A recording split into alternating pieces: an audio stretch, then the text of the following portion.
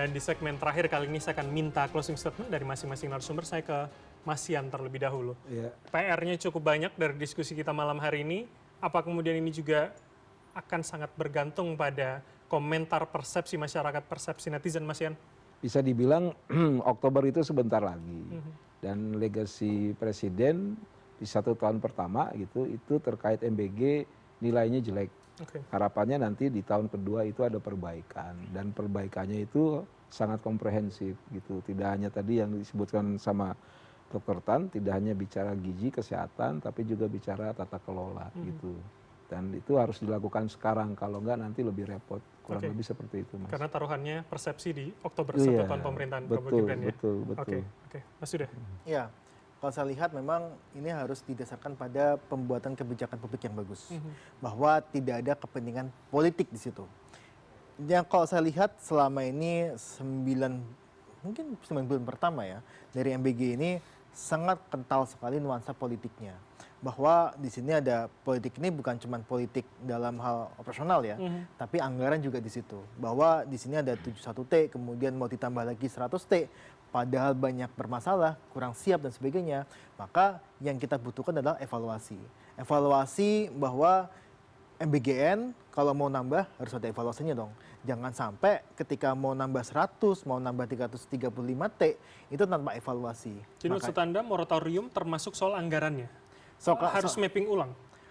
Harus mapping ulang pertama. Ketika kita melihat apakah ini bisa digeser dengan skema 3T saja, pasti kan berpengaruh ke anggaran.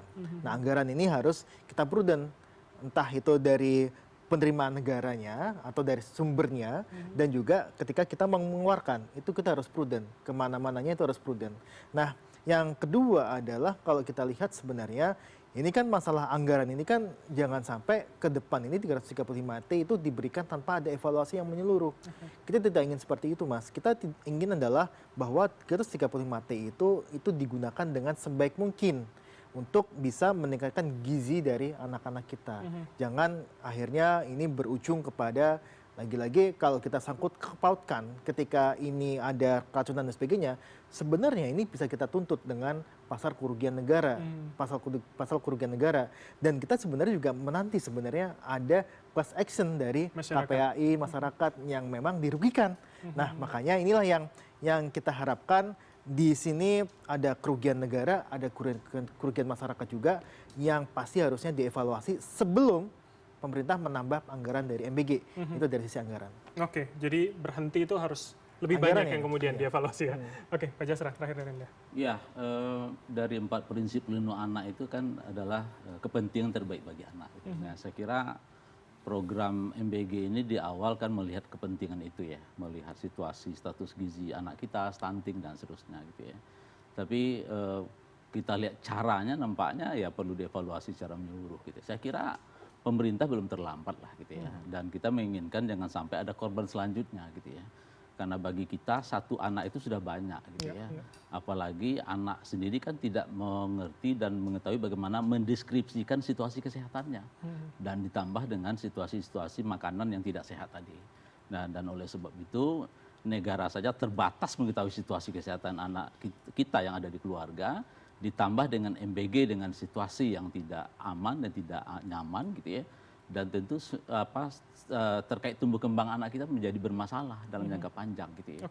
Dan oleh sebab itu negara harus memastikan bahwa program yang disusun, yang didistribusikan itu memiliki keamanan yang tinggi, kemudian melibatkan semua pihak termasuk juga anak, dan juga memastikan bagaimana status gizinya ke depan gitu ya. Karena harapan kita kan status gizinya meningkat gitu ya. Dan itu juga harus dievaluasi juga. Oke, artinya PR-nya banyak dan berlapis ya, Pak? Iya, kalau bicara anak itu ya harus begitu. Ibaratnya kita Indonesia adalah miniatur kampung, ya butuh seorang sekampung untuk memastikan tumbuh kembang mereka. Termasuk soal pengetatan pembukaan SPPG tadi, agar kemudian semuanya sesuai dengan aturan, tidak ada yang tidak pakai perlengkapan kebersihan yang seperti Anda katakan. Iya, kalau sejak awal tata kelolanya baik, saya kira outputnya akan lebih baik gitu ya. Jadi ini penting gitu ya, dan kuncinya memang pelibatan semua pihak gitu ya.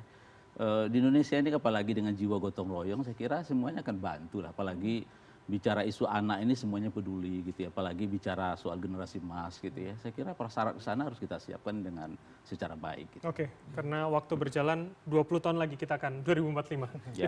Itu poin penting. Dr. Tan, terakhir dari Anda. Ya, kita tahu bahwa di semua negara bahwa suatu kebijakan yang sifatnya top down itu biasanya kegagalannya tinggi. Maka seperti tadi yang disebutkan oleh KPAI bahwa kita perlu melibatkan segala unsur dalam masyarakat. Dalam hal ini kita ingat sila keempat dari Pancasila, lalu itu musyawarah untuk mufakat. Semua koalisi masyarakat sipil itu bersedia untuk bermusyawarah. Saya pengen suatu hari mimpi saya ada ibu-ibu yang mengharapkan MBG, bukan karena dia malas bikin sarapan atau makan siang, tetapi karena dia tahu dia bisa belajar. Karena resep-resep MBG itu menyenangkan buat anaknya. Resep MBG itu sehat, resep MBG bisa ditiru di rumah. Jadi di rumah yang biasanya cuma gorengan aja, tapi karena MBG itu menyajikan menu-menu nasional, menu-menu Nusantara kita yang enak dan bagus, anaknya suka, maka dia bisa berterima kasih MBG karena MBG anak saya menjadi tumbuh lebih baik, keluarga saya insya Allah menjadi lebih sehat. Jadi it's good to be fast, but it's better to be right. Ya, itu konklusi saya. Cepat boleh, silahkan cepat secara kuantitatif, tetapi akan lebih baik apabila yang kuantitatif juga kualitatifnya harus bermutu. Itu atau aja. menjadi legacy bagi para penerima saat dia besar nanti untuk tahu standar gizi Dan yang sekali baik. lagi melibatkan unsur yang sudah ada, dalam hal ini Pemda, Departemen Dinas-Dinas Kesehatan, lalu kemudian Puskesmas, ahli gizi udah begitu banyak. Silakan tetap merekrut ahli gizi muda, di bawah mentoring ahli gizi yang memang sudah punya pengalaman mengelola puskesmas, mengelola posyandu, membagikan pemberian makanan tambahan. Insya Allah negara kita akan bangun lebih cepat. Oke, dan di luar kemasan tadi ya tentunya Di luar pesan Anda. kemasan, siap. Oke, terima kasih. Dr. Tan terima kasih. Pak Jasra terima kasih. Mas Huda dan Mas Yan terima kasih. Dan kami masih akan kembali pada hari dan jam yang sama di minggu depan. Untuk itu saya Bram Herlambang pamit. Terima kasih dan sampai jumpa.